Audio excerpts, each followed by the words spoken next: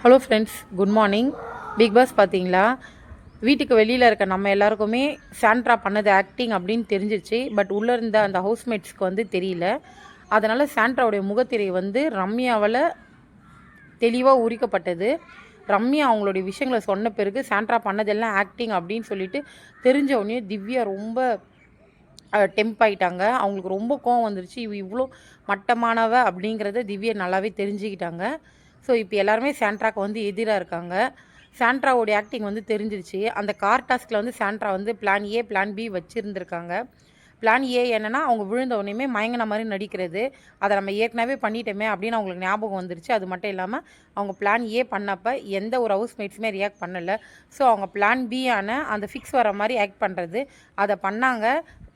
பண்ண உடனேயுமே எல்லாருமே ஐயோ உண்மையாக தான் ஃபிக்ஸ் வந்துருச்சு போலன்னு சொல்லிட்டு சபரி கொஞ்சம் ஓவர் ரியாக்டே பண்ணார். நம்ம வினோத் அண்ணாவும் அவர் ஜெயிக்கிற நிலையில் இருந்தப்போ கூட இல்லை, அந்த டாஸ்க்கை பற்றி யோசிக்காமல் அவரும் ஓடி போய் அவங்களுக்கு ஹெல்ப் பண்ண போயிட்டாங்க.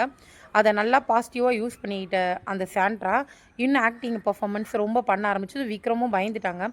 எல்லாருமா சேர்ந்து கடைசியில் பார்வதி தான் எல்லாத்துக்குமே காரணம் அப்படிங்கிற மாதிரி சொல்லிட்டாங்க. ஒன்றாலாத ஒரு சின்ன விஷயத்துக்கு அந்த சாண்ட்ரா அவ்வளோ பெரிய ட்ராமா பண்ணிடுச்சு. ஆனால் பார்வதி கண்ணில் அடிபட்டு நானும் ரொம்ப பர்சனலாக பயந்துட்டாங்க. என்ன இவ்வளோ கண்ணு இருக்குது, கண்ணு ப்ராப்ளம் ஆகிட்டு இருக்குமோ அப்படின்னு நினைக்கிற அளவுக்கு அடிபட்டிருந்தாங்க. அந்த விஷயத்த ஒன்றுமே இல்லைன்னு ஆக்கிடுச்சு இந்த சாண்ட்ராவுடைய நடிப்பு. இப்போ இந்த பிபி ஹவுஸில் இருக்க எல்லாருக்குமே தெரிஞ்சிச்சு சாண்ட்ரா பண்ணது எல்லாமே முழுக்க முழுக்க முழுக்க நாடகம்னு சொல்லிட்டு. திவ்யா தான் அவங்களுக்கு ரொம்ப சப்போர்ட்டிவாக இருந்தாங்க. அவங்களே நேற்று ஃபுல்லாக அவங்கக்கிட்ட நான் பேசக்கூட விருப்பப்படல அப்படின்னு சொல்கிற அளவுக்கு திவ்யா சொல்லிட்டாங்க. இப்போயாவது அந்த மாதிரி சாண்ட்ரா பண்ணது ட்ராமா அப்படின்னு தெரிஞ்சுக்கிட்டதுனால பாரு மேலே அந்தளவுக்கு தப்பு இல்லை அப்படின்னு புரிஞ்சுப்பாங்கன்னு நினைக்கிறேன். பாரு பண்ண தப்பு தான், பட் ரெட் கார்டு கொடுக்குற அளவுக்கு தப்பு இல்லை. ஒரு சின்ன வார்னிங் கொடுத்து விட்டுட்டுருக்கலாம்.